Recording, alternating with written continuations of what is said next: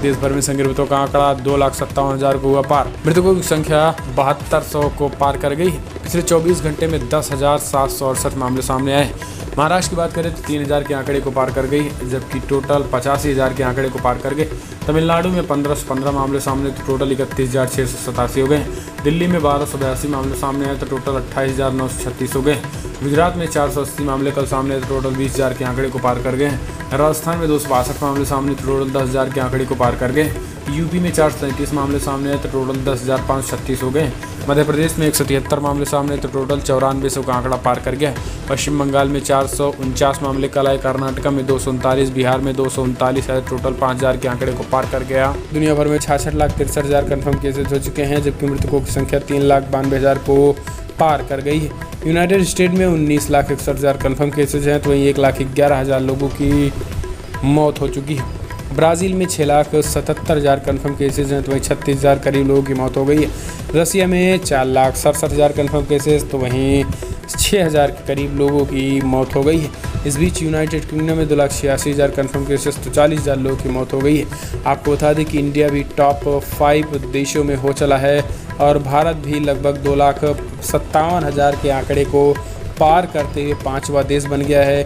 आने वाले 1-2 दिनों में यूनाइटेड किंगडम यानी ब्रिटेन को भारत पीछे छोड़ देगा, तो ये अपने आप में चौथा देश बनने वाला है। आपको बता दें कि तेज़ी के साथ आंकड़े बढ़ रहे हैं। पिछले 24 घंटे में 10,000 के पार भारत में मामले सामने आए हैं। जम्मू कश्मीर से बड़ी खबर निकल के आ रही। दक्षिणी कश्मीर के शोपिया में रविवार को सुरक्षा बलों और आतंकियों के बीच मुठभेड़ हुई।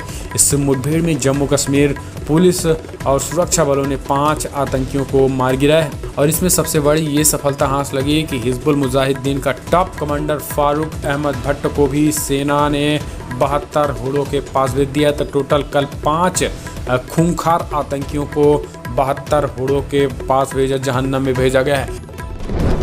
दिल्ली के मुख्यमंत्री अरविंद केजरीवाल द्वारा अन्य राज्यों के मरीजों के इलाज पर रोक लगा दिए जाने के बाद अब लोगों ने इलाज के लिए हरियाणा का रुख करना शुरू कर दिया।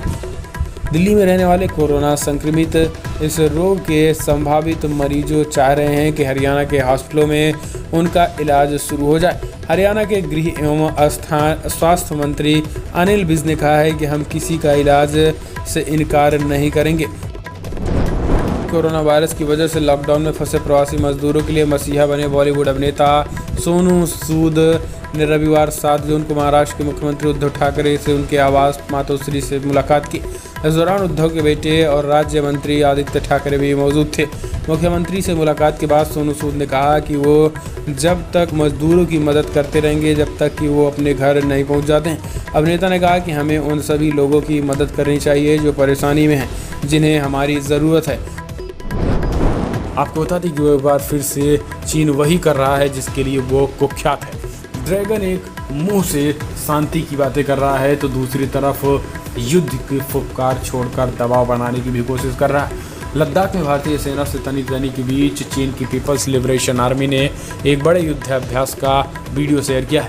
उन्होंने शेयर करते हुए बताया है कि चीन की पीपल लिबरेशन आर्मी जो वहाँ की आर्मी है वो युद्धाभ्यास कर रही है और ख़ास करके लद्दाख से सटे बॉर्डर पे।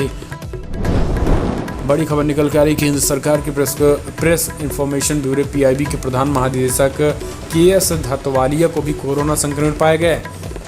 सूत्रों ने रविवार को बताया कि कोरोना टेस्ट पॉजिटिव पाए जाने के बाद धतवालिया को एम्स में भर्ती कराया गया है। हालांकि उनके संक्रमण की चपेट में आने के कारणों की जानकारी नहीं मिल सकी है। PIB के प्रधान महासचिव संक्रमित पाए जाने से नितिन गडकरी समेत केंद्र सरकार के कई मंत्रियों पर भी क्वारंटीन होने का खतरा मंडरा गया है। दरअसल धतवालिया PIB के मुखिया होने के कारण केंद्र सरकार के प्रधान प्रवक्ता भी हैं। इस हैसियत से उन्हें सोमवार और बुधवार को नितिन गडकरी, नरेंद्र सिंह तोमर और प्रकाश जावड़ेकर के साथ मंच शेयर किए थे।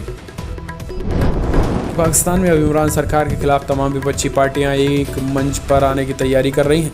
बड़ी खबर ये निकल के आ रही है कि पाकिस्तान पीपल्स पार्टी PPP ने इसके लिए पहल की है और सभी पार्टियों को एकजुट करने के लिए अगले हफ्ते कराची में एक सम्मेलन करने जा रही है। सिंध प्रांत में PPP की सरकार है और यहीं से इस विपक्षी एकता की शुरुआत हो रही है। तमाम मोर्चों पर इमरान सरकार की नाकामी और प्रांतीय सरकारों से भेदभाव बरतने जैसे सवालों पर पीपीई की सम्मेलन में शामिल होने के लिए तमाम विपक्षी पार्टियों को न्योता भेजा जा रहा है। इस सम्मेलन में पीपीई ने नवाज शरीफ की party PMLA, Jamaat Islami, JUI और आवामी नेशनल पार्टी के नेताओं भी शामिल हैं। तो इमरान सरकार को घेरने की पूरी तैयारी हो चुकी है।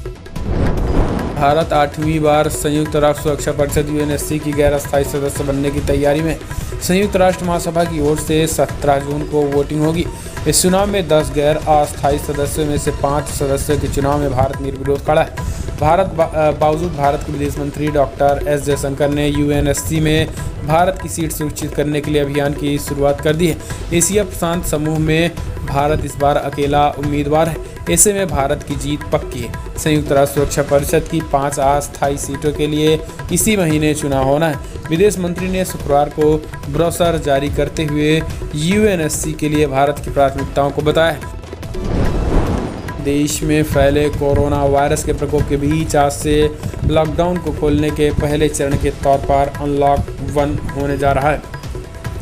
इस अनलॉक 1 में केंद्र सरकार ने शॉपिंग मॉल, धार्मिक स्थल, रेस्तरां आदि तय नियमों के मुताबिक खोलने की इजाज़त दे दी है।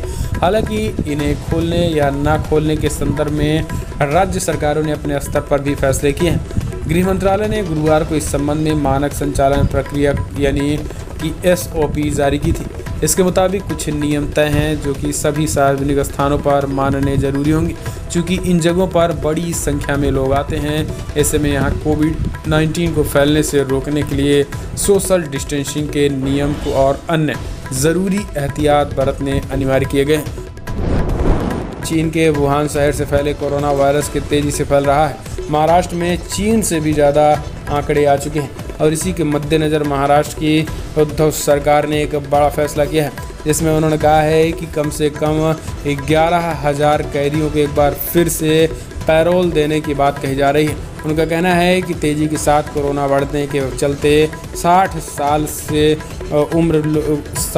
उम्र कैदियों को 11,000 ऐसे कैदियों को पैरोल पर रिहा किया जाएगा। बड़ी खबर में इतना है, लेकिन अगर आपको वीडियो पसंद आए तो लाइक करें, शेयर करें, कमेंट के माध्यम से अपनी राय देना ना भूलिए। इस वीडियो में इतना ही। जय हिंद, वंदे मातरम।